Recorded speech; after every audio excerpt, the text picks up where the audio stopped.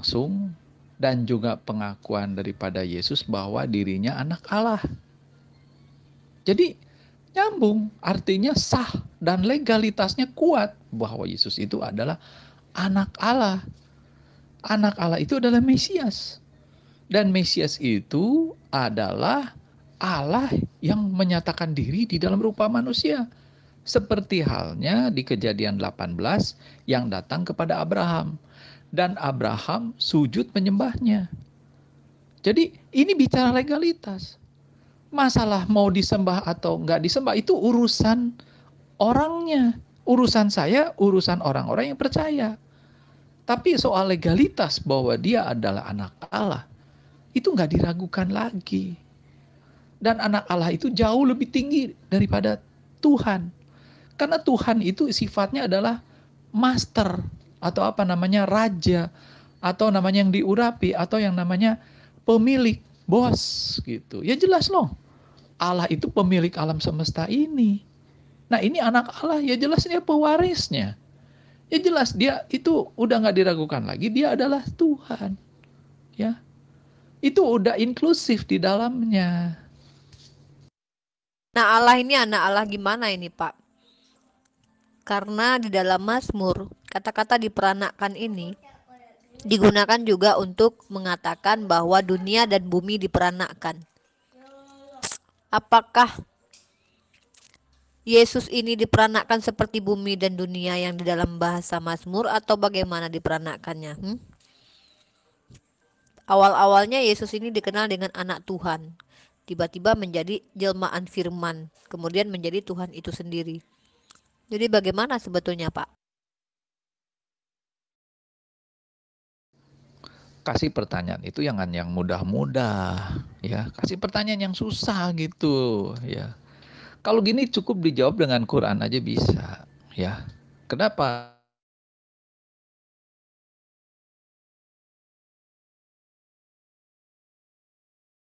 Isa itu lahir, itu langsung ditambahin bahwa Isa itulah terkemuka di bumi dan akhirat. Jadi artinya sebelum kedatangannya dia ke bumi, yaitu yang dilahirkan oleh Maryam itu adalah dialah yang terkemuka di akhirat dan di bumi. Jadi artinya dia itu adalah penguasa daripada sorga. Nah, kalau dijawab berdasarkan kekristenan, Anda bisa baca di ayat 14-nya di mana sang firman itulah yang menjelma tanda petik menjadi manusia. Karena yang disebut menjelma bukan berubah tetapi menyatakan diri dalam rupa manusia, yaitu adalah janin manusia yang ada di dalam kandungan Maria, seperti yang disampaikan oleh malaikat Jibril kepadanya. Terkemuka itu bukan cuma Isa di Al-Quran, Pak. Bapak jangan mentang-mentang Bapak bertuhankan Yesus, terus Bapak bangga-banggain Isa terkemuka. Iya, Isa terkemuka di bumi dan di akhirat. Tapi bukan cuma Musa doang. Bukan Isa doang, Musa juga terkemuka loh. Bapak, kalau kami umat Islam mencari meluruskan ajaran Yesus yang memang dia mengaku utusan, itu jelas kami berhak karena kami mengimani Yesus sebagai nabi. Nah, Bapak kalau mencari-cari kebenaran Kristen di dalam Al-Qur'an itu baru bikin lucu ngakak. Karena Bapak menolak bahwa Muhammad adalah rasul, bahkan kalian mengatakan Al-Qur'an itu karangan Muhammad. Dan aneh saja ketika Anda sekarang mengatakan, oh Isa itu sebenarnya adalah Tuhan di Al-Quran, terkemuka. Iya memang dia terkemuka, namanya juga Rasul, namanya juga manusia pilihan terkemuka. Tapi bukan cuma Isa doang ya Pak, Musa juga terkemuka loh. Sesuai dengan pengakuan Allah secara langsung bahwa ini anaknya. Tapi bukan artinya diperanakan, karena ada ayatnya di dalam perjanjian lama bahwa Allah tidak pernah beranak. Sama seperti kalau Anda katakan anak panah, ya bukan berarti panah itu beranak. Dan juga diakui oleh Yesus bahwa dirinya itu anak Allah.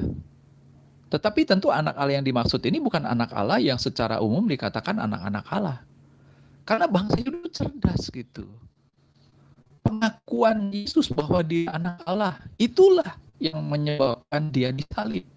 Karena ada sebuah hukum di dalam Yahudi yang mengatakan bahwa siapapun yang mengaku dirinya Allah, tanda petik artinya mengaku bahwa dia itu adalah dari Allah, maka itu harus dihukum mati. Jadi tentu gelar anak Allah ini itu sangat dipercaya oleh Yahudi bahwa ini terjadi penistaan kepada Allah. Karena ada seorang manusia yang mengaku bahwa dirinya anak Allah. Nah, ini yang gak diterima oleh yang bangsa Yahudi. Itulah sebabnya dia divonis mati dan disalib.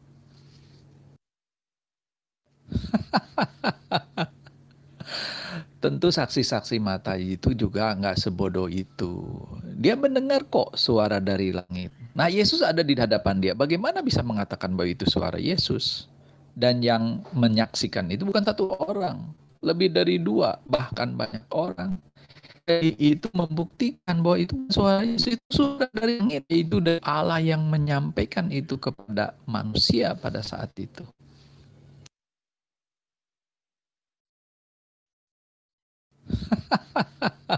Anaknya Allah itu bukan cuma Yesus, yang juga anak sulung Allah.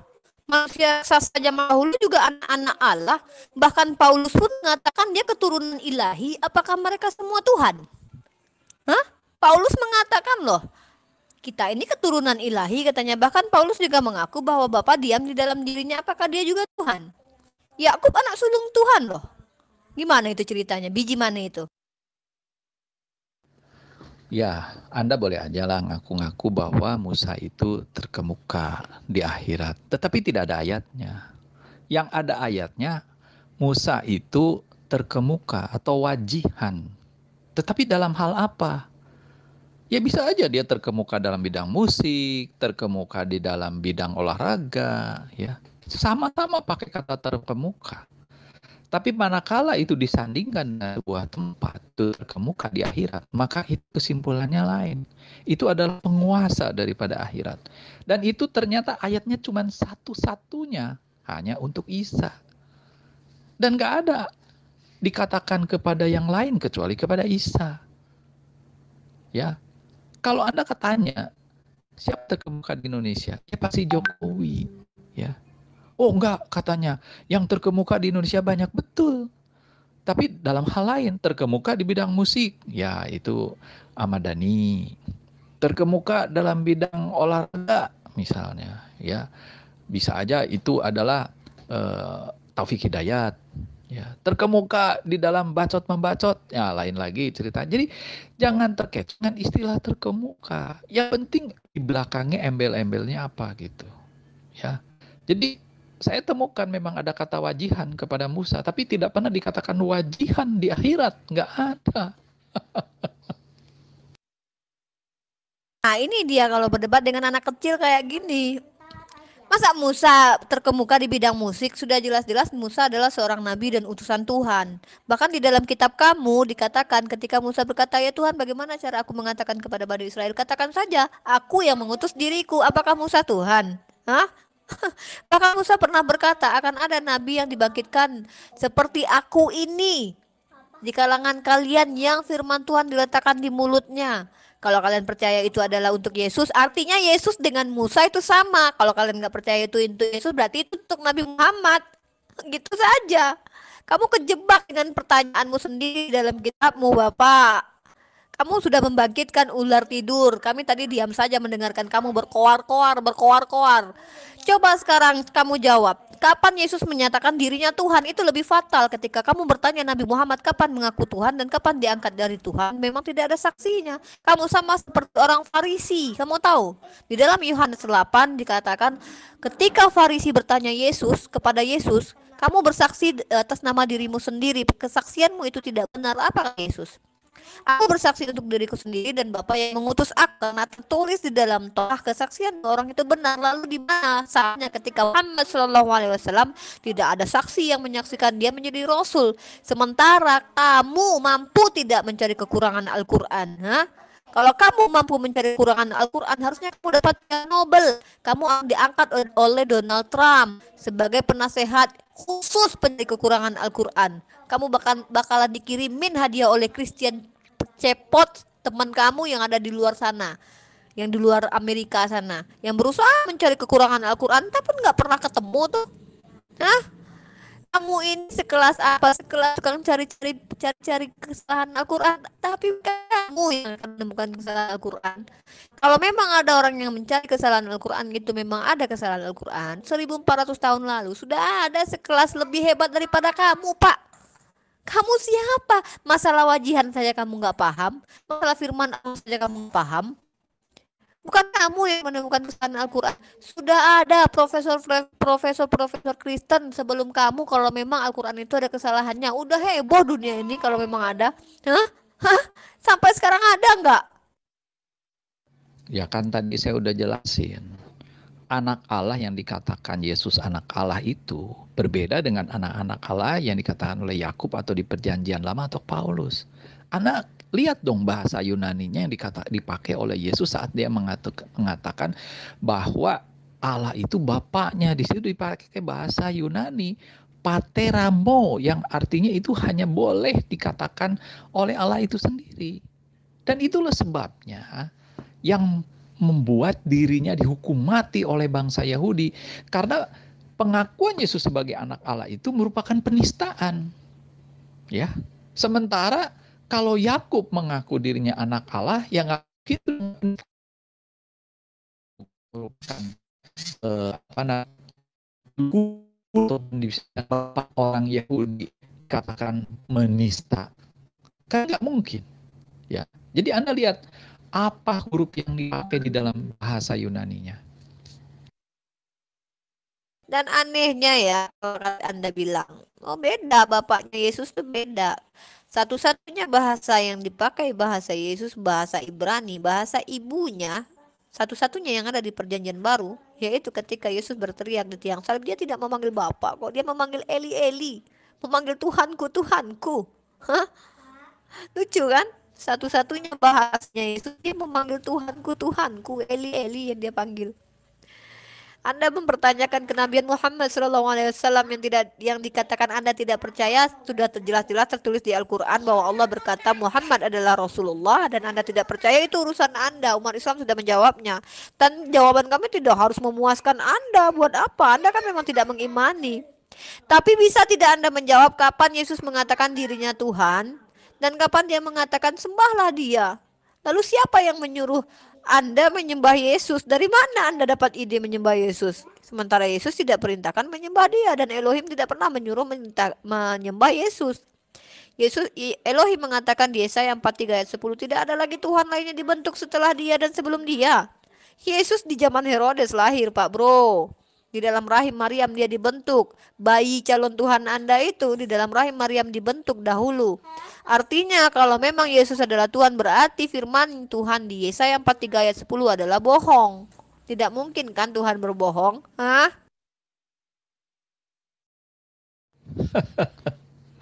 Sudah jawab di atas, VN-nya dengerin saya lagi ya, mungkin tadi ke Farhan ya.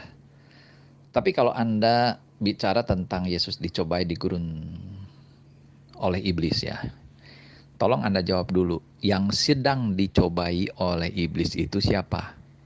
Yesus atau bukan? Tentu Yesus dong. Jadi pada saat dikatakan jangan mencobai Tuhan Allahmu, itu yang dilarang itu mencobai siapa? Ya mencobai Yesus sebagai Tuhan atau sebagai anak Allah itu sendiri.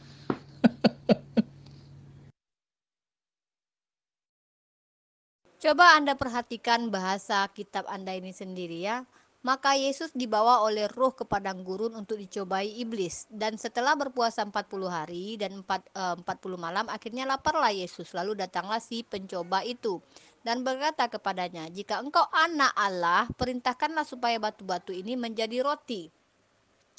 Kemudian lalu Yesus menjawab bla bla bla. Lalu kemudian iblis membawanya ke kota suci dan menempatkan dia di bumbungan bait Allah. Lalu berkata kepadanya, Allah, jatuhkanlah dirimu ke bawah, sebab ada tertulis mengenai engkau, Ia akan memerintahkan malaikat-malaikatnya dan mereka menantang engkau agar tak terantuk batu. Anda coba perhatikan bahasanya di sini ya. Jika engkau jatuh dari bawah sini, maka dia akan mengirimkan. Pertanyaan saya, dia di sini siapa? Apakah dia di sini adalah Yesus? Hah? Lalu makanya Yesus menjawab, jangan engkau mencobai Tuhan Allahmu, kepada Dia saja engkau harus berbakti. Saya mau tanya, Dia di sini apa? Apakah menurut Anda Dia ini adalah aku? Makanya kalau membaca kitab itu jangan diperkosa. Anda baca itu. Anda baca itu ketika iblis mengangkat dia ke atas lalu berkata, jika memang kamu anak Allah, maka ada tertulis dia akan mengirimkan malaikatnya untuk mengembangkan tangannya agar kamu tidak terantuk batu. Pertanyaan saya, siapa dia di sini? Lalu Yesus menjawab, jangan kamu cobai Tuhan Allahmu, hanya kepada Dialah kamu harus berbakti. Pertanyaan saya, dia di sini siapa? Hah? Apakah sulit untuk memahami ayat ini? Anda pelintir ayat kitab Anda sendiri loh. Ini anak kelas 5 SD kalau baca ini juga paham ini. Bahwa dia dan Yesus dan iblis itu adalah sosok yang berbeda. Hah? Haha, lucu sekali Bapak ini. Kalau seseorang itu Anda percayai, akui sebagai nabi, artinya utusan, ya jelas dong, logikanya dipakai. Apakah Allah mengakuinya atau tidak? Ini yang penting. Ini bukan soal saksi. Percuma kalau pengakuan dari Allah tidak ada, terus apa yang mau disaksikan? Ya, kalau Anda bisa tunjukkan Allah mengakuinya, baru saya akan tanya berikutnya, siapa saksi matanya? Ya kan? Ini ngakui aja enggak? Jadi apalagi saksinya gitu. Aduh, udah 2-0 kalau begitu.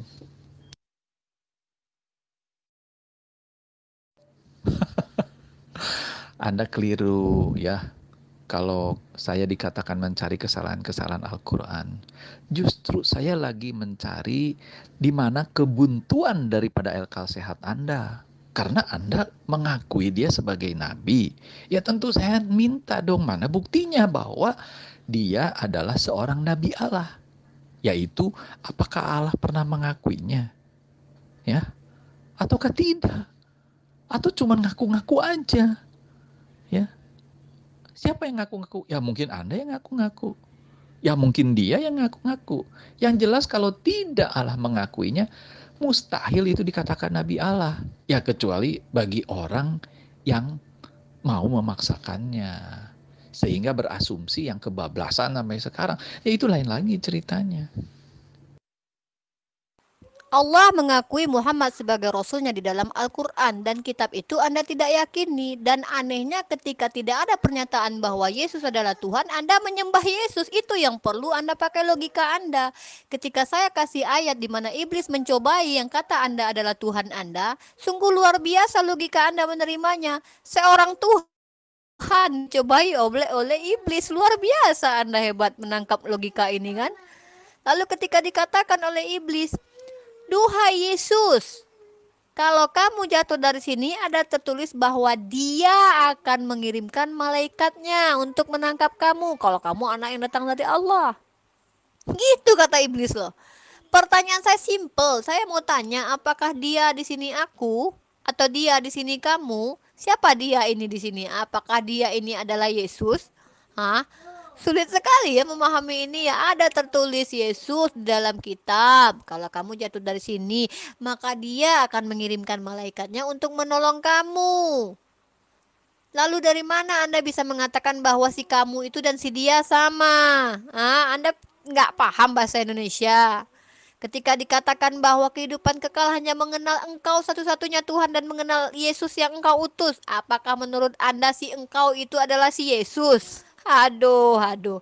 Sebelum Anda mencari-cari kekurangan Al-Quran dan mencari-cari kekurangan kelemahan kitab suci orang lain, Anda pelajari dulu kitab suci Anda yang menggunakan bahasa Indonesia yang sangat mudah dipahami loh. Iblis berkata, kalau kamu jatuh dari sini ya Yesus, ada tertulis dia akan mengirimkan malaikatnya untuk kamu. Itu saja Anda tak paham. Saya kasih ilustrasi ya. Kalau anak Anda biasa memanggil Anda, ibunya itu dengan sebutan mami gitu ya. Dan Anda memahaminya seperti itu. Terus suatu kali anak Anda itu memanggil-manggil ibu, apakah itu pasti memanggil Anda? Apakah Anda percaya bahwa itu panggilan ditujukan kepada Anda? Ya tidak. Tentu Anda akan bertanya, kenapa kok biasanya memanggil mami, kok sekarang manggil ibu? Kenapa? Nah, karena anak itu memanggil ibu itu bukan memanggil Anda, tetapi manggil guru sekolahnya. Jadi artinya pada saat Yesus mengatakan Eli, Eli saat di kayu salib, itu bukan memanggil Allahnya, tetapi dia sedang mengutip panggilan tulisan Daud di Mazmur 22 ayat 2, yaitu Eli, Eli, lama sabaktani. Begitu memahaminya.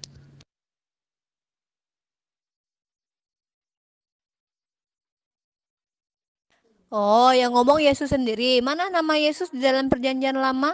Coba, jangan katakan YHWH itu adalah Yesus loh. Anda disalib orang Yahudi loh nanti.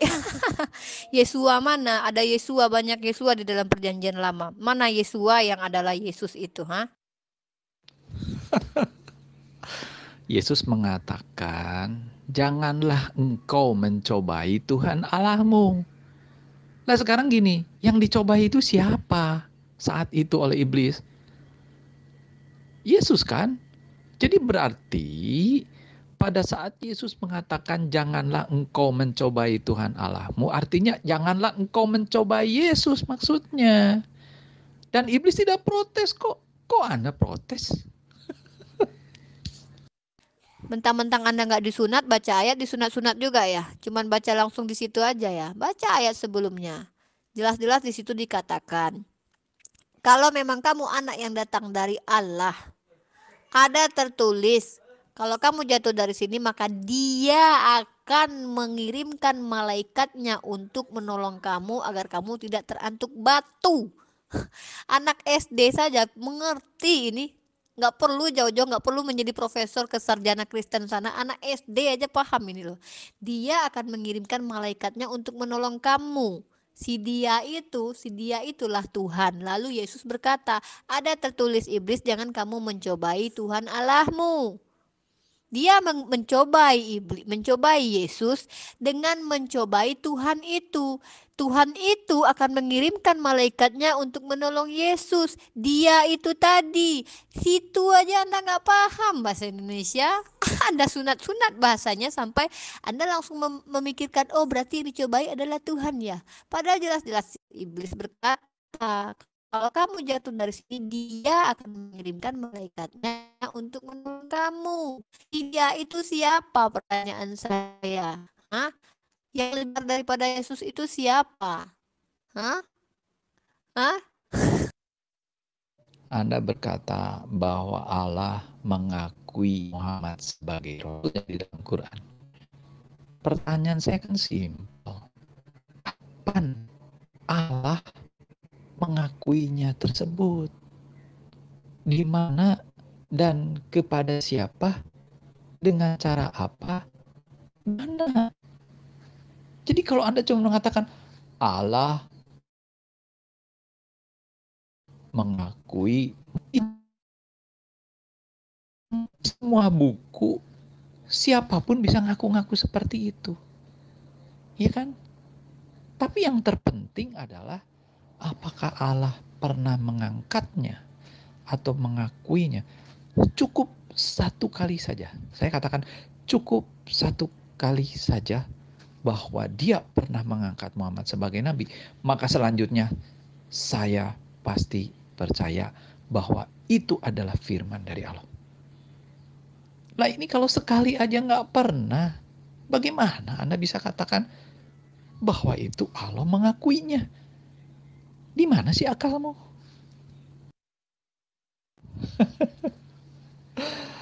Ya ampun. Jadi logikanya adalah pengakuan daripada yang mengutus dan yang diutus. Dan sekarang di dalam Injil sudah jelas dikatakan bahwa Allah memperdengarkan suaranya secara langsung dari langit, secara audible dan didengarkan, disaksikan oleh banyak orang. Jadi kurang apa lagi? Itu kan jelas pengakuan daripada Allah sebagai pengutusnya. Lalu yang diutus itu siapa? Yesus sebagai anak Allah. Jadi Yesus itu diutus sebagai anak Allah. Artinya dialah pewaris daripada Allah itu sendiri. Dan itu jauh lebih tinggi daripada sekedar Tuhan. Jadi soal disembah atau nggak disembah itu urusan masing-masing. Kalau saya menyembah karena saya percaya di anak Allah. Ya kalau Anda nggak percaya di anak Allah, ya nggak usah disembah. Emangnya diwajibkan? Ya kalau nggak percaya nggak usah. Itu logikanya.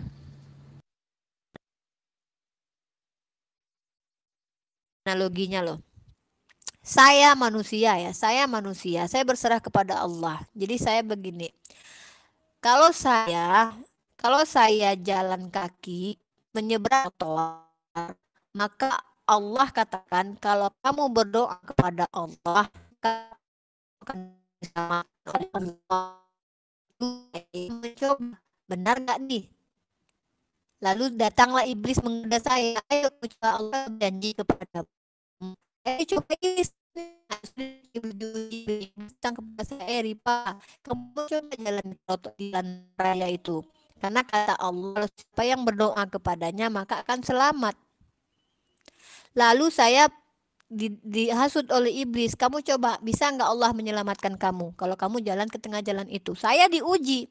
Tapi di situ iblis juga menguji Tuhan. Apakah betul perkataan Tuhan itu bahwa siapapun yang berdoa kepada Dia itu diuji? Apakah saya Tuhan? Apakah saya Tuhan di situ? Karena tertulis siapapun yang berdoa kepada Allah maka dia akan selamat. Lalu iblis datang menggoda saya, menguji saya. Lalu ada tertulis jangan mencoba-coba Tuhanmu. Karena dengan menguji saya artinya iblis juga sedang menguji Tuhan. Ayo Rifa, kata Tuhan, siapapun yang berdoa akan selamat. Kamu coba jalan di tengah jalan itu. Kamu berdoa dulu sama Tuhanmu. Karena memang kata Allah, siapapun yang berdoa kepadanya maka akan selamat. Lalu iblis menghasut saya di dalam hati. Rifa, katanya Tuhan pernah berkata kepadamu di dalam Al-Quran, siapapun yang meminta kepadanya maka akan diselamatkan. Coba kamu sekarang ini jalan ke tengah jalan. Bisa nggak kamu nggak mati asalkan kamu berdoa dulu. Lalu iblis mencoba saya. Tapi dengan secara tidak langsung iblis juga sedang menguji Tuhan. Dia mencobai Tuhan. Karena Tuhan yang berfirman mengatakan bahwa siapapun yang berdoa kepadanya akan selamat. Itu loh logika yang sangat simpel. Dia dan aku itu sesuatu yang berbeda. Coba saya jawab kepada Anda. Ada tertulis bahwa kalau kamu anak yang datang dari Allah, maka kalau kamu jatuh, maka Dia akan mengirimkan malaikatnya untuk menolong kamu. Itu saja Anda udah gagal paham. Anda langsung ke poin, jangan mencobai Tuhan Allahmu iblis, hanya kepada Dia sajalah. Di situ aja Anda pun gak paham. Hanya kepada Dia sajalah kamu menyembah. Tidak ada Yesus katakan hanya kepada akulah kamu menyembah. Hanya kepada Dialah kamu menyembah. Tapi kembali Anda pasti nggak paham ini, pasti nggak paham Anda. Memang kami mengakui bahwa Yesus itu adalah utusan. Tetapi tidak ada pengakuan dari Elohim bahwa Yesus itu adalah dirinya. Tidak ada pengakuan dari Yesus bahwa dia adalah Elohim. Kalau memang ada, di mana ayatnya ketika Elohim mengatakan Yesus adalah dirinya? Di mana ayatnya mengatakan bahwa Yesus adalah Elohim? Beda loh. Kalau kami mengakui bahwa Muhammad adalah utusan hanya seorang nabi. Dan Yesus juga seorang nabi. Itu jelas ayatnya bahwa Yesus hanya utusan seorang nabi. Tapi di mana ayat yang mengatakan bahwa Yesus adalah Elohim?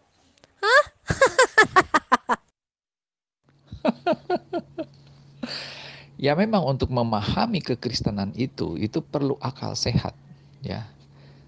Karena kalau Anda baca di dalam Perjanjian Lama, Tanakh Yahudi, di mana Allah pernah datang menampakkan diri kepada Abraham dalam rupa manusia, dan rupa manusia itu disembah dan dipanggil Adonai oleh Abraham, ternyata bahwa rupa manusia itu ikut makan roti, ya, ikut makan daging lembu. Jadi artinya di dalam status kemanusiaannya dia itulah mengundang iblis untuk mencobai, ya. Kenapa? Karena di dalam statusnya sebagai manusia yang dialami oleh Yesus, Yesus telah menanggalkan keilahiannya. Itulah sebabnya iblis mencobai dia. Tetapi gagal. Dan itulah membuktikan bahwa Yesus sebagai Adam kedua yang berhasil mengalahkan tipu daya iblis. Sementara Adam dan seluruh keturunannya sudah ada di bawah kekuasaan iblis karena berhasil ditipunya. Anda tahu kan bagaimana iblis menipu? Yaitu dia katakan bahwa segala kemuliaan daripada dunia ini dan isinya akan aku serahkan kepadamu jika engkau sujud menyembah kepadaku. Dan Adam beriman kepada iblis sehingga Anda dan juga yang lain merupakan keturunan Adam itu sudah di bawah kuasa iblis. Itulah sebabnya seluruh manusia berdosa dan matinya pasti berdosa masuk neraka. Kecuali Yesus yang berhasil mengalahkan iblis. Di mana letak akal sehat Anda ketika Anda katakan bahwa jelas-jelas iblis mengatakan, ada tertulis jika kamu memang anak yang datang dari Allah, maka dia akan mengutus malaikatnya untuk menolong kamu. Di mana akal sehat Anda itu mengatakan si dia adalah kamu? Itu bahasa yang sangat mudah untuk dipahami loh Pak.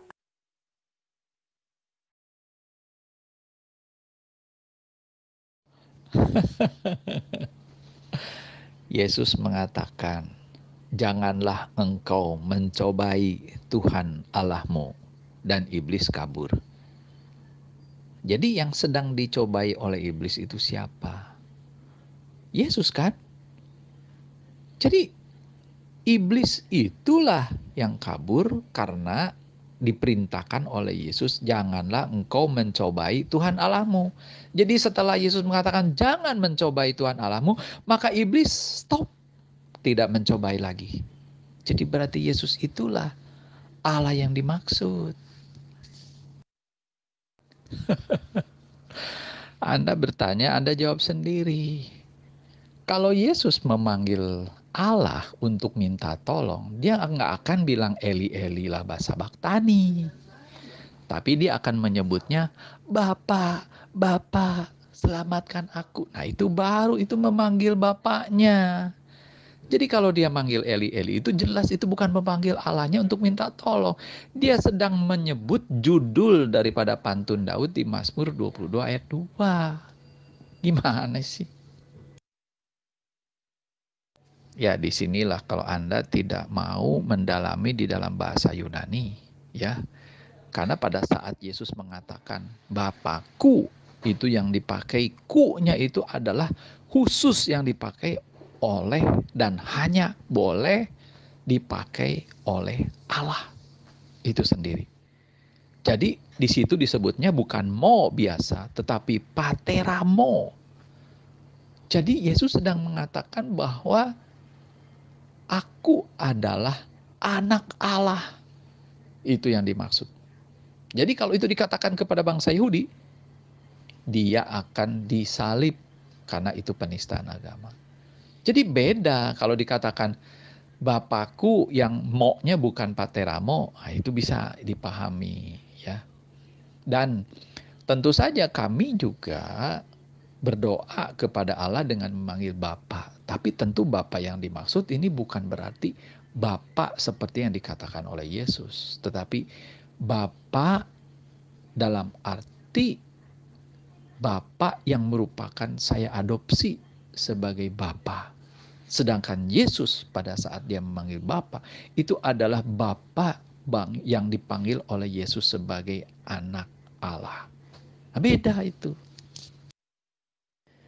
Saya ingin mengajari Anda bahwa istilah Tuhan itu kan asal dari kata Tuan. Tuan itu artinya bos. Ya tentu di sini kalau Yesus Anda pahami bahwa itu sebagai anak Allah, maka tentu dia akan memanggil Bapaknya juga sebagai Tuhan juga. Ya, kenapa? Ya karena Bapa di dalam statusnya sebagai roh jauh lebih tinggi daripada Yesus yang saat itu sedang datang di dalam rupa manusia. Jadi yang menyebabkan Yesus itu lebih rendah daripada Bapa karena statusnya dia di dalam rupa manusia itu. Ya. Ya itulah sebabnya maka manusia itulah bisa dibunuh, bisa berdarah, bisa makan, bisa dan lain sebagainya. Itulah sisi kemanusiaan daripada Yesus. Tapi jangan lupa bahwa ada sisi keilahian Yesus yang juga harus Anda pikirkan.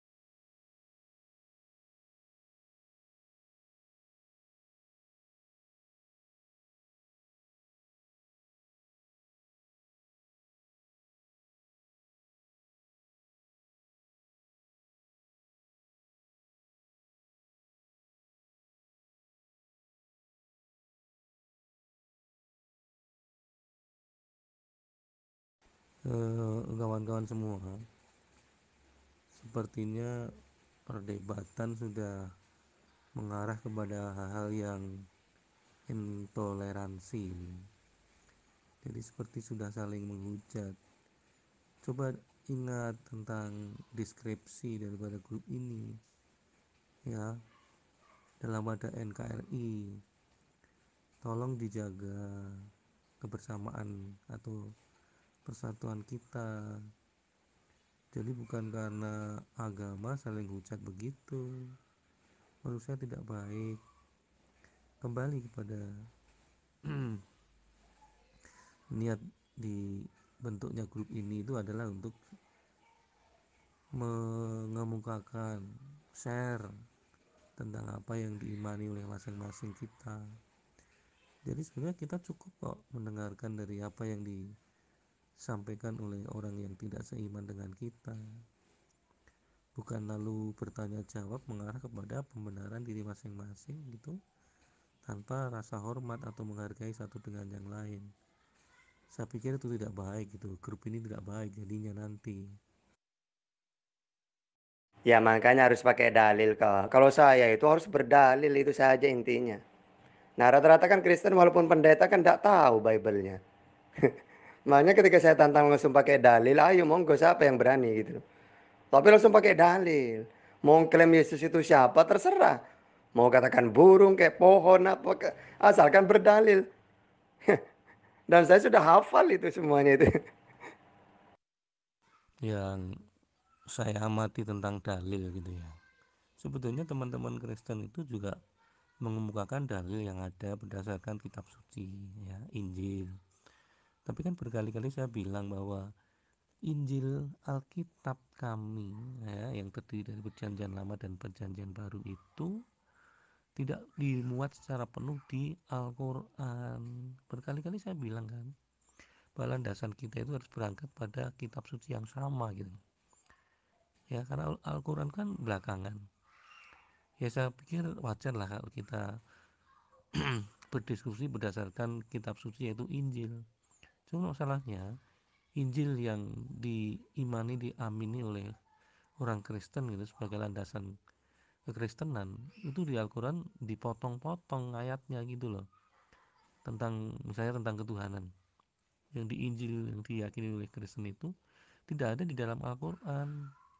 Yang katanya diwahyukan kepada Muhammad itu, Injil kami tidak dimuat penuh. Jadi ya kawan-kawan muslim itu terbatas pemahamannya tentang Injil itu sendiri ya. Padahal Injil kami yang ada di Al-Quran itu hanya terbatas pada tentang bahwa Yesus itu adalah nabi atau utusan Allah gitu. Tapi Yesus yang Tuhan yang diyakini dan nyata-nyata ada di dalam Injil Alkitab kami itu tidak ada di Al-Quran. Jadi ya gimana ya mau ketemu, nggak ada titik temunya. Kecuali ya kalau sudah kawan muslim itu menggunakan Alkitab kami deh, pasti ketemu dan Anda semua akan jadi Kristen itu. Bukan dipotong-potong loh, Mbah. Di Al-Quran itu sudah lengkap semua, nggak perlu lagi yang lain-lain. Tapi masalahnya ya, Mbah, nek diselidiki di dalam Injil karangan Lukas CS sekonco-koncone, Mbah. Tapi perkataan Yesus nggak ada mengajarkan Trinitas loh, Mbah. Yesus tidak mengajarkan bahwa Tuhan itu tiga dalam satu. Yesus hanya menyembah satu Tuhan. Yesus tidak pernah mengatakan dirinya Tuhan, Mbah. Ngono wae lho, Mbah. Lu, Riva, memang benar Yesus hanya mengajarkan bahwa hanya satu Tuhan yang disembah, Allah yang esa gitu. Kalau Riva bilang Trinitas itu kan doktrin, doktrin untuk menjelaskan bagaimana tentang sebutan Bapa, Anak, dan Roh Kudus. Tapi Yesus sendiri tidak pernah bicara tentang Trinitas. Dia akan Yesus itu nyata-nyata mengatakan tentang Trinitas itu nggak ada. Jadi mungkin teman-teman Muslim juga karena apa ya tidak mengimani karena ada doktrin-doktrin itu ya. Jadi malah mengabaikan Alkitab, kitab Injil itu sendiri. Riva juga nggak benar mengatakan bahwa Injil tidak dipotong-potong ya, nggak benar itu. Kenyataannya Alkitab kami ya itu nyata-nyata tidak ada di dalam Al-Quran. Tadi Riva bilang ada semacam di sortir gitu ya, di tafsir-tafsir gitu. Yang tidak cocok ya tidak dimuat, ya kan? Kalau yang cocok dimuat gitu kan. Itu yang nggak benernya berawal dari pada saat pewahyuan dulu itu. Pewahyuan tapi seolah Injil itu tidak lengkap dimuat di dalam Al-Quran. Ini ada saya menduga secara pribadi ya, merenungkan terus jangan-jangan ada kepentingan politik gitu, ada kekhawatiran bahwa Injil yang penuh yang diyakini orang Kristen itu akan menyebar ke seluruh bumi. Nah kan Al-Quran kan belakangan, sementara pengabaran Injil itu sudah ratusan tahun disebarkan, diwartakan. Nah itu mungkin ada kekhawatiran gitu kan, supaya Injil itu tidak menyebar ke ujung bumi. Ya udah ada wahyu, nah, ya kan, wahyu yang baru yang hanya mengatakan Yesus itu nabi utusan sama dengan Nabi Muhammad. Itu saja Riva sebetulnya. Mbah Kung, Mbah Kung percaya Tuhan itu esa, apa siji gitu Mbah Kung percaya toh. Nek Mbah Kakung percaya cucumu iki sing ayu dhewe iki arep nakon. Yesus, Bapa, Roh Kudus iku piro, Mbah? Yesus, Bapa, Roh Kudus iku piro, Mbah?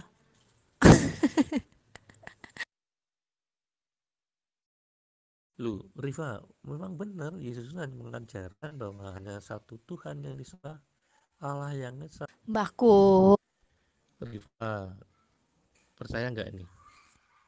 Pak Misteri itu adalah ayah dari sebuah keluarga. Pak Misteri itu seorang dosen. Pak Misteri itu juga seorang dokter, ya. Tapi ya tubuhnya, pribadinya itu ya hanya Pak Misteri. Tapi ada 3 peran kan? Bisa jadi ayah, membicarakan tentang keluarga. Sebagai dosen, tentang materi kuliah. Sebagai dokter, berbicara tentang obat-obatan dan penyakit. Bukan berarti ada 3 orang kan? Satu aja Pak Misteri. Itu ilustrasinya kan gampang gitu ya. Jadi bukan berarti satu itu menjadi 3, tidak ya. 3 itu 3 peran. Nah, 3 peran. Jadi Allah yang tunggal yang esa itu punya 3 karya besar. Ya, sebagai pencipta alam semesta ini disebut Bapa, Anak itu yang menyelamatkan, yang menebus dosa, dan Roh Kudus. Roh Kudus itu Roh Allah sendiri gitu ya, yang menerangi hati setiap orang yang percaya, imannya supaya terpelihara sampai nanti akhir hidupnya. Begitu Rifa, bukan berarti Yesus, Roh Kudus, Bapa itu ada tiga. Tidak, itu keliru. Itu di dalam logika teman-teman Muslim aja, terpolakan seperti itu. Karena ya tadi saya bilang kan, karena Injil kami itu hanya terbatas di Al-Quran, hanya Yesus sebagai nabi ya. Tapi di episode berikutnya itu ada banyak ayat yang mengatakan tentang sebutan Bapa, Anak, Roh Kudus. Itu di situ nggak dimuat, pasti Al-Quran tidak dijelaskan itu. Ya karena tadi itu faktor-faktor kekhawatiran, faktor politik aja sebetulnya menghambat pekabaran Injil itu. Begitu Rifa. Pak Misteri itu bukan Elohim. Elohim itu sudah pernah berkata di dalam Yesaya 43 ayat 10, tidak ada lagi Tuhan yang dibentuk setelah atau sebelum aku. Dan sementara Yesus itu dibentuk di dalam rahim Maryam di zaman Herodes. Artinya, Elohim yang menyatakan tidak ada lagi Tuhan lain setelah dia. Sementara kata kalian Yesus itu adalah Tuhan. Kalau Yesus adalah Tuhan artinya Elohim berdusta. Pak Misteri itu bukan Elohim. Jangan sama-samakan Pak Misteri, Pak. Jangan samakan apa namanya itu pekerjaan Tuhan. Itu profesi Pak Misteri Bapak samakan dengan konsep ini. Ayo Pak jelas-jelas kita bicarakan Tuhan menyatakannya di dalam kitab Yesaya 46 ayat 9 bahwa dia satu-satunya. Aduh Pak pakai dalil lah Pak, jangan pakai asumsi Pak. Ojo pakai asumsi Pak. Lu gimana sih Rifa? Justru Rifa aja itu yang kiblatnya pada doktrin Trinitas. Kalau saya kan dasarnya Alkitab. Gimana sih? Dasarnya juga Alkitab, Injil. Cuman Injilku kalau Injilmu itu beda, Rif. Injilmu itu Injil yang hanya separuh itu. Jadi menjelaskan tentang konsep Yesus Tuhan itu nggak ada di situ. Pasti kalian nggak akan ngerti, pasti tidak akan tahu sampai kapanpun itu. Sampai akhir hayat ya. Kalau Anda tidak membuka, tidak menyediakan hati Anda untuk memahami bahwa Yesus adalah Tuhan, wah bisa-bisa terlambat loh Rifa. Pak sing Injil kuwi sing yang diajarkan Yesus kuwi lho, Pak. Nek perkataan orang lain itu bukan Injil, tapi itu jenenge hadis. Bapak itu bukan, itu kabar berita wartawan, Pak. Nek Injil sebenar-benarnya ya opo-opo sing dikandani Yesus. Lah, Yesus ngandani kok, Pak. Kehidupan kekal hanya mengenal Tuhan satu-satunya yaitu si engkau dan mengenal Yesus yang engkau utus. Si engkau mengutus Yesus, berarti Yesus bukan engkau. Ya wis ngono wae kok repot to, Pak. Ya, ibu, dalam konteks yang kamu sebutkan itu, Ibu, dalam Yohanes 13:16, Yesus mengatakan dalam rupa manusia, Ibu. Yesus Kristus Isa Al-Masih itu tidak selamanya ada di dunia ini. Tidak bersama-sama dengan kita, Bu, sampai saat ini dalam rupa manusia.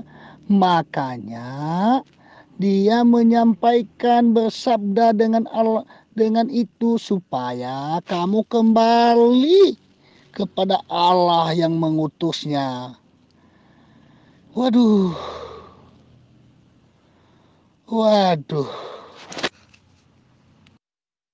Berarti ketika Yesus di bumi ini ada dua Tuhan dong, Pak. Yang satu di langit yaitu Bapa, yang kedua adalah Yesus, Pak. Artinya Tuhan dua dong, Pak. Wujud serta hakikatnya, Pak. Wujudnya satu manusia di bumi, yang satu itu bukan manusia di langit. Katanya roh ya kan. Nah terus Pak, berarti kalau dua Pak, berarti apa itu di Yesaya 46 ayat 9 katanya hanya ada satu-satunya Tuhan, Pak. Berarti dua dong Pak, ditambah lagi sama satu lagi roh Pak yang seperti merpati Pak. Berarti Bapak sudah melanggar dong Pak ketentuan Yesaya 46 ayat 9. Oh ya Pak, sekali lagi Pak, siapa sih yang nyuruh kalian mengerjakan itu Pak, merayakan ulang tahun Yesus? Kok kalian lebih cenderung melaksanakan perintah yang tidak ada tertulis di kitab tapi justru mayoritas kalian tidak melaksanakan perintah yang jelas-jelas tertulis di dalam kitab Matius yang juga dikerjakan oleh Yesus, yaitu yang pertama adalah berpuasa, bersedekah, dikhitan, dan bersujud kepada Tuhan. Kalau Bapak bilang kan Bapak sendiri, apakah mayoritas Kristen mengerjakan hal itu, Pak? Seperti sebagaimana umat Islam menjadikan itu sebagai syariat agama, Pak. Ibu, ya, di dalam konteks yang kamu sebut, jangan lari-lari dulu, Bu. Di dalam konteks yang kamu sebut itu, bahwa Yesus itu punya kuasa, ya. Makanya baca dalil sebelumnya, Bu. Ya. Yesus mengatakan kepada murid-muridnya supaya murid-muridnya itu benar-benar kembali kepada Allah, Elohim, Yahweh, ya. Supaya mereka kembali, supaya dengan lewat pengajaran mereka mengajarkan kamu, ya, kembalilah, Bu, ke jalan yang benar, yang satu-satunya mengutus aku. Karena di dalam diri Yesus telah diberikan kuasa, Bu, kehidupan yang kekal. Ya, kalau kamu ketemu sama Allah, Ibu, kalau Allah tidak datang dalam berupa manusia, kamu mati, Bu. Makanya Allah itu, ya, mencintai ciptaannya manusia. Ya, dia rela menderita menjadi manusia. Nah, di dalam diri Yesus itu ada kuasa keselamatan, kehidupan yang kekal, bukan dua Tuhan. Itu satu pribadi. Gitu, Bu. Iya, emang betul. Yesus memang mengajarkan mengenalkan Tuhan satu-satunya, yaitu yang mengutus Yesus. Dan Yesus juga mengatakan yang diutus tidak lebih besar daripada yang mengutus. Bahkan Yesus katakan yang dipanggil dia Tuhan atau Bapa itu adalah lebih besar daripada Yesus. Emang Yesus katakan kok. Tetapi kenapa Bapak menuhankan Yesus? Kan kata Yesus, mengenal Tuhan engkau itu satu-satunya kan engkau, dia yang di surga. Jangan panggil bapamu yang lain, hanya satu bapamu, dia yang di surga. Terus kalau Bapak katakan Yesus itu adalah Tuhan, artinya kan Bapak ada dua, satu di bumi, satu di langit.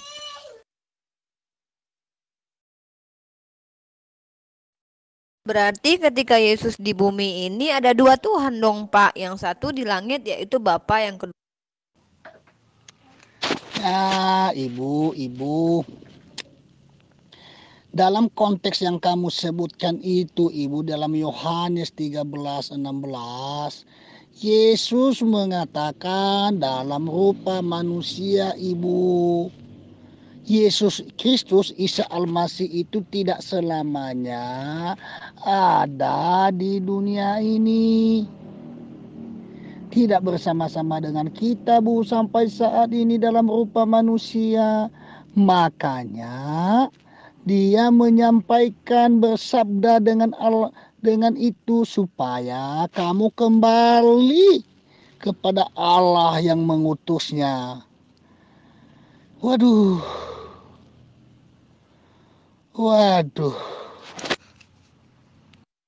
Berarti ketika Yesus di bumi ini ada dua Tuhan dong, Pak. Yang satu di langit yaitu Bapa, yang kedua adalah Yesus, Pak. Artinya Tuhan dua dong, Pak. Wujud serta hakikatnya, Pak. Wujudnya satu manusia di bumi, yang satu itu bukan manusia di langit. Katanya roh, ya kan? Nah, terus Pak, berarti kalau dua, Pak, berarti apa itu di Yesaya 46 ayat 9 katanya hanya ada satu-satunya Tuhan, Pak. Berarti dua dong, Pak. Ditambah lagi sama satu lagi roh, Pak, yang seperti merpati, Pak. Berarti Bapak sudah melanggar dong, Pak, ketentuan Yesaya 46 ayat 9. Oh ya, Pak, sekali lagi, Pak, siapa sih yang nyuruh kalian mengerjakan itu, Pak, merayakan ulang tahun Yesus? Kok kalian lebih cenderung melaksanakan perintah yang tidak ada tertulis di kitab, tapi justru mayoritas kalian tidak melaksanakan perintah yang jelas-jelas tertulis di dalam kitab Matius yang juga dikerjakan oleh Yesus, yaitu yang pertama adalah berpuasa, bersedekah, dikhitan, dan bersujud kepada Tuhan. Kalau Bapak bilang kan Bapak sendiri, apakah mayoritas Kristen mengerjakan hal itu, Pak? Seperti sebagaimana umat Islam menjadikan itu sebagai syariat agama, Pak. Ibu, ya, di dalam konteks yang kamu sebut jangan lari-lari dulu, Bu. Di dalam konteks yang kamu sebut itu bahwa Yesus itu punya kuasa, ya. Makanya baca dalil sebelumnya, Bu. Ya. Yesus mengatakan kepada murid-muridnya supaya murid-muridnya itu benar-benar kembali kepada Allah, Elohim, Yahweh, ya. Supaya mereka kembali, supaya dengan lewat pengajaran mereka mengajarkan kamu, ya, kembalilah, Bu, ke jalan yang benar yang satu-satunya mengutus aku. Karena di dalam diri Yesus telah diberikan kuasa, Bu, kehidupan yang kekal. Ya, kalau kamu ketemu sama Allah, Ibu, kalau tidak Yesus, kalau Allah tidak datang dalam berupa manusia, kamu mati, Bu. Makanya Allah, Bu, ya, mencintai ciptaannya manusia. Ya, dia rela menderita menjadi manusia. Nah, di dalam diri Yesus itu ada kuasa keselamatan, kehidupan yang kekal, bukan dua Tuhan. Itu satu pribadi. Gitu, Bu. Iya, emang betul. Yesus memang mengajarkan mengenalkan Tuhan satu-satunya, yaitu yang mengutus Yesus. Dan Yesus juga mengatakan yang diutus tidak lebih besar daripada yang mengutus. Bahkan Yesus katakan yang dipanggil dia Tuhan atau Bapa itu adalah lebih besar daripada Yesus. Emang Yesus katakan kok. Tetapi kenapa Bapak menuhankan Yesus? Kan kata Yesus mengenal Tuhan engkau itu satu-satunya kan engkau, dia yang di surga. Jangan panggil bapamu yang lain, hanya satu bapamu, dia yang di surga. Terus kalau Bapak katakan Yesus itu adalah Tuhan, artinya kan Bapak ada dua, satu di bumi, satu di langit. Kan berkali-kali aku bilang tuh, Rif, Injilmu itu ya hanya terbatas. Poinnya itu pokoknya Yesus itu hanya nabi, Yesus hanya utusan. Ngerti nggak? Itu siapa yang membatasi seperti itu? Ya tanya para sahabat yang menuliskan dulu bagaimana kok bisa seperti itu gitu. Jangan klaim kepada orang Kristen sekarang yang mengimani Yesus, karena orang Kristen kan percaya kepada kitab Injil yang komplit itu loh. Nah, kamu dipotong-potong, adanya ya hanya disusun nabi, utusan. Orang Kristen juga mengakui kok Yesus itu ya nabi, ya utusan, diutus oleh Allah gitu untuk memberitakan tentang kerajaan Allah ini. Benar, kita nggak mengingkari itu, ya. Tapi Yesus tidak cukup tentang hanya nabi, bahkan raja loh. Yesus raja itu, raja segala raja. Coba pada saat kelahirannya itu, orang Majus itu datang menyembah dengan membawa persembahan. Itu bukti nyata. Ya, pasti Anda mengatakan ini nggak benar itu ayatnya, potong, dihilangin. Pokoknya kalau hal-hal yang mengagungkan tentang Yesus yang Tuhan itu ditiadakan, karena iri hati kan menurut saya itu, ini dugaan saya pribadi ya, kayaknya ada faktor politik yang merumuskan Al-Quran itu, takut tersaingi itu bagaimana ya. Tapi kenyataannya Yesus kan lebih dulu daripada Nabi Muhammad kan, itu Yesus dulu gitu. Saya tuh jangan ngerti dulu tuh apakah Nabi itu juga mempelajari tentang Injil yang komplit itu atau enggak gitu. Itu yang masih menjadi perenungan saya itu loh. Saya masih bertanya-tanya terhadap diri saya sendiri gitu. Dari proses dulu rumusan Al-Quran itu bagaimana itu. Para sahabat itu dulu mengenal Injil atau tidak gitu. Gitu loh. Sepertinya Injil itu Ini juga dugaan, asumsi. Komplit, dunia itu komplit itu. Tapi karena ya kekhawatiran gitu kan. Kemudian ya berdalih dengan adanya wahyu yang nggak bisa ditolak. Padahal nggak ada saksinya juga itu. Ya udah terima begitu saja, ditulis, dirumuskan, disepakati.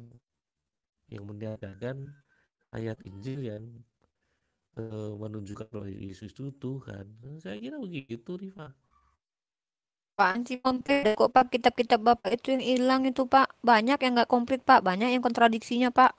Terus sabdanya Yesus aja di 3 Injil apa 4 Injil itu aja berbeda. Gimana sih Bapak bisa mengatakan itu komplit? Bakung, suaranya kekecilan deh Bakung. Aku nggak dengar, aku malas aku deket-deketin HP ke kuping aku. Kalau Bakung mau VN ya udah nggak usah tanggung-tanggung, nggak usah bisik-bisik lah. Takut kali sama istrinya. Nah, Yesus belum diutus. Siapa yang mengutus Yesus? Ya, di dalam diri Yesus itu ada kuasa, dalam diri manusia itu ada kuasa, Bu. Ya, aku adalah satu dengan Bapa, Bapa satu dengan aku. Ya, waduh Ibu. Ya, makanya ibu buka hati dong, jangan buta mata. I'm sorry. Jangan buta hati. Ya, kerudungnya Bu dibuka. Ya, kenapa saya katakan kalau kamu dibuka kerudungnya, kegagalan ibu itu, maka tidak melihat betapa besar kasih Yesus dalam hidupmu. Ya, kamu tidak bisa merasakan betapa besar kasih Yesus, pengorbanan Yesus datang di dunia ini. Jangan sia-siakan, di dalam diri Yesus itu keselamatan. Ya, Aku dan Bapak Suida dari kata-kata itu bukan berarti satu daging sosis satu wujud karena Yesus sering berkata Bapak itu cuma di surga sementara Yesus di bumi. Dan juga Pak kalau Bapak katakan aku dan Bapak satu artinya adalah satu kesatuan yaitu dia orangnya sama aja Pak. Artinya Bapak juga katakan murid Yesus juga Tuhan, karena Yesus berdoa kepada Bapa, Bapa jadikanlah mereka dan aku satu sebagaimana Engkau dan aku satu. Berikanlah kemuliaan yang Kau berikan kepada aku, berikanlah kemuliaan kepada mereka sebagaimana kemuliaan yang diberikan kepada aku. Kurang lebih begitu. Kepada Tuhan, kepada doa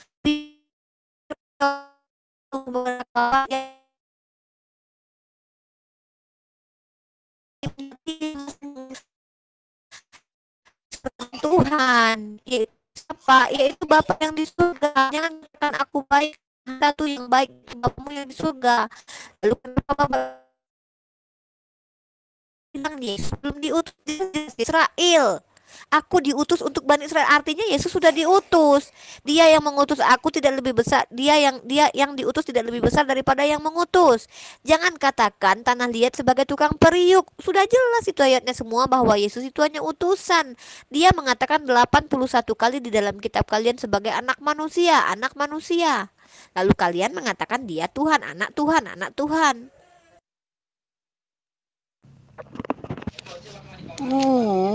Inilah salah satu kegagalan ibu. Ya, inilah salah satu kegagalan ibu. Ya, jujur. Makanya tadi saya bilang ibu buka kerudungnya. Ya, kalau kamu pakai tutup kerudung, ibaratnya ibu kan seorang pengantin. Ya, kamu tidak bisa melihat. Hanya yang ada di kerudung itu, yang ada yang kamu bisa lihat. Artinya pemikiran ibu hanya sampai di situ. Coba buka Bu, buka kerudungnya maka engkau bisa melihat semuanya. Ya, terus itu benar-benar dia mengakui Yesus itu dia adalah Tuhan. Aku satu dengan Bapa, Bapa satu dengan aku. Di dalam diri dia itu ada kuasa, ada keselamatan, kehidupan yang kekal. Ya, Dan tidak ada nabi satupun yang mengatakan, Bu, ya, bahwa aku satu dengan Bapa, Bapa satu dengan aku. Aku satu dengan Elohim, Elohim satu dengan aku. Nggak ada. Selain Isa Al-Masih, putra Maryam. Nah, begitu, Bu. Pak, orang pakai kerudung matanya kan nggak ditutup, Pak. Apa hubungannya Pak pakai kerudung nggak bisa ngelihat? Bapak nih aneh. Jelaskan Pak yang lebih alkitabiah Pak sama saya Pak biar saya paham.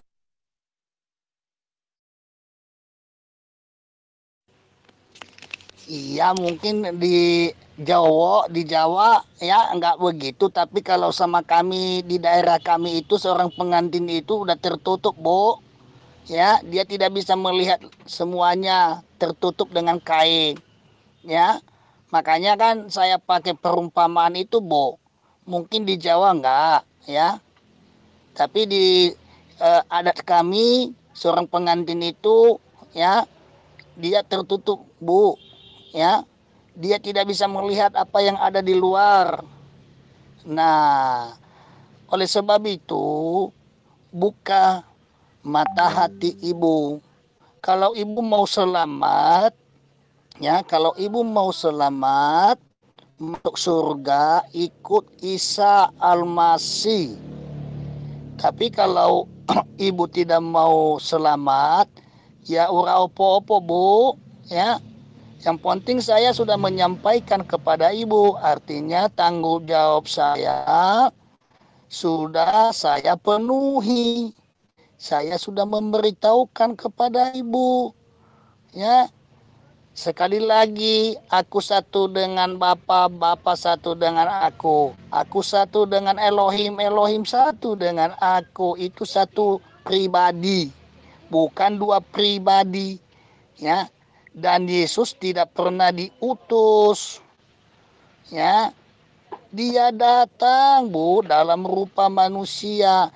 Kenapa saya katakan bahwa Yesus tidak diutus datang dari surga turun ke dunia, ya. Coba perhatikan bahwa Allah itu di dalam Yohanes 3 ayat 16 mengatakan, karena begitu besar kasih Allah akan dunia ini, sehingga dia mengaruniakan anaknya yang tunggal, supaya setiap orang yang percaya kepadanya tidak binasa, melainkan memperoleh hidup yang kekal. Nah, kalau kamu mengikuti Isa Al-Masih, mengikuti perintahnya, maka kamu memperoleh hidup yang kekal. Pertanyaannya, Bu, ya, apakah Allah itu punya istri? Kenapa dia mengatakan karena begitu besar kasih Allah akan dunia ini sehingga dia mengaruniakan? Ya.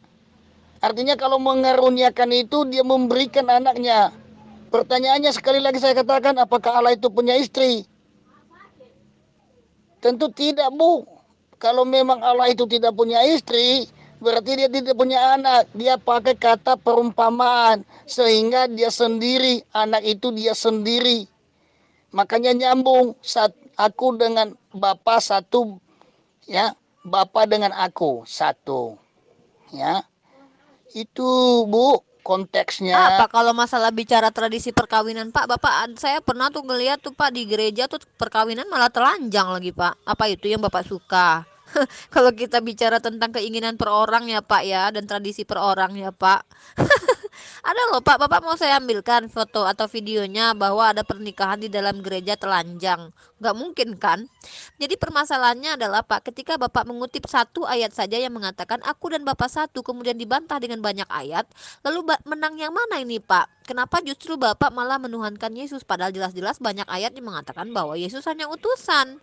Dan aku dan Bapa satu itu juga sudah terbantahkan. Buktinya Yesus juga meminta kepada Tuhan agar muridnya dijadikan satu dengan dia sebagaimana dia dan Bapa satu. Nggak mungkin kan Pak muridnya juga dituhankan Pak. Banyak banget Pak Tuhan Bapak. Nah, inilah, Bu, ya. Saya bilang, ibu itu buka kerudungmu. Ya, jangan tutup hatimu. Nah, di daerah kami seorang pengantin itu pakai kerudung. Ya, kalau pakai kerudung itu hanya sampai di situ dia bisa melihat, artinya hanya sampai di situ ibu melihat.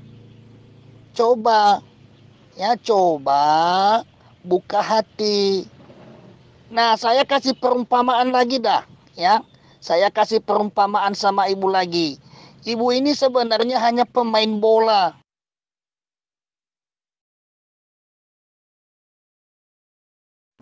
Bapak jangan sering pakai perumpamaan. Kata Yesus di dalam kitab Bapak begini loh. Kepadamu sudah aku nyatakan tentang kerajaan surga, tetapi kepada yang lain cukup hanya perumpamaan saja, agar walau mereka melihat dan mendengar, jangan sampai mereka diberi pertaubatan dan bertaubat dan diberi pengampunan. Perumpamaan yang digunakan Yesus itu Pak untuk menyesatkan orang lain loh Pak. Itu kata Yesus loh Pak. Kata Yesus apa? Pengajaran yang dia katakan kepada murid-muridnya, yaitu domba-dombanya, itu dengan kata-kata yang jelas loh Pak. Bapak kok sekarang malah niru-niru Yesus pakai perumpamaan-perumpamaan? Bapak suka ya Pak mentafsir-tafsir ayat perumpamaan di dalam Alkitab tapi menolak ayat-ayat yang jelas ya Pak? Itu contohnya Pak, Yohanes 17 ayat 3 jelas sekali Pak kalau Yesus itu hanya utusan Pak. Di Markus 12:29 jelas sekali Pak kalau Yesus itu memperkenalkan Tuhan yang Esa Pak kepada Bani Israel Pak.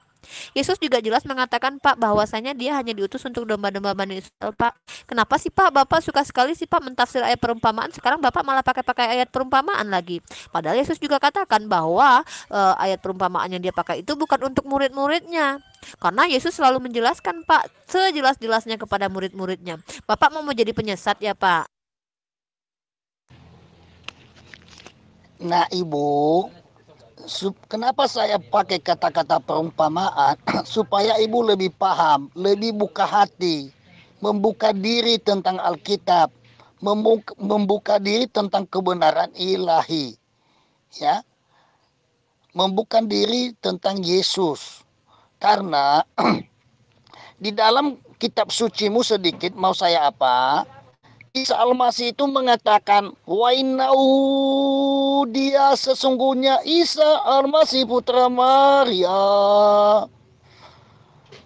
Dia adalah jalan yang lurus, jangan ragu-ragu, ikutlah aku. Nah, begitu Bu. Ya, artinya ibu itu harus ikut Isa Al-Masih jalan yang lurus, dan bagaimana cara Anda itu, ya, supaya benar-benar kamu mengikut dia. Dia telah memberikan contoh dalam rupa manusia. Nah, terus ibu itu harus masuk sebagai pemainnya di dalam. Nah, saya kasih lagi dah, ya. Kamu dari luar, aku punya rumah, ya. Kamu tamu dari luar, saya yang punya rumah. Tetapi kamu melihat dari luar rumah itu mengatakan, rumah Bapak itu kotor, rumah Bapak itu hanya utusan. Kira-kira gitu kan, hanya dibuat orang lain. Nah, tetapi kan hanya ibu lihat dari luar, tetapi ibu tidak masuk di dalam rumah tersebut. Ya, seandainya ibu masuk di dalam rumah tersebut, baru kamu melihat, wow, luar biasanya Tuhan, luar biasanya Isa Al-Masih, memang benar, dia adalah jalan kebenaran dan hidup. Tidak ada seorang pun yang datang kepada Bapa kalau tidak melalui aku. Nah, makanya Bu, masuk dalam rumah Tuhan, masuk, rendahkan dirimu di hadapannya, sujudlah di hadapannya. Ya, kamu tidak perlu, ya, kamu tidak perlu mendoakan Yesus untuk keselamatan Yesus.